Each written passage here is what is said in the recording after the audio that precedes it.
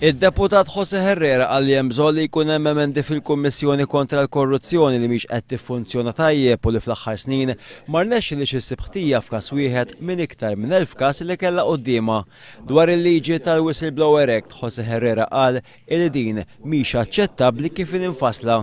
Semma kif l-aħħar siraw frustrazzjoni għal membri tal-ġudikatura u semma l-importanza li l-aktar maġistrat li jkun ilu jipprattika jiġi maħtur maġistrat anzjan. Jose Herrera tkellem favur pakkett ta' inċentivi għal bank tal-ġudikatura li jista' jrid ikun jitfit mal-kontabilità waqt li saħaq il-jawdex għandu jkollu mħallef għalih. Min-naħa tiegħu id-deputat Carmelo Abela qal li l-pagi dejjem qed jitilfu s-saħħa tagħhom u żidiet mhux qed ikunu biżżejjed. Semma kif minkejja il-faqar kompla jiżdied dan mhux fuq l-aġenda ta' Gonzi PN. Dwar il-liġi tal-IVF, Carmelo Abela qal minkejja d-diskussjoni qatt m'hemm l-ebda bozz fuq liġi daqshekk importanti. Dwar l-MCSD fakkar li kien bis-saħħa tal-Oppożizzjoni il-gvern wettaq l-emendi biex il-Forum u l-Kamra tal-Kummerċ Awċija jiġu rikonoxxuti f'dan il-Kunsill.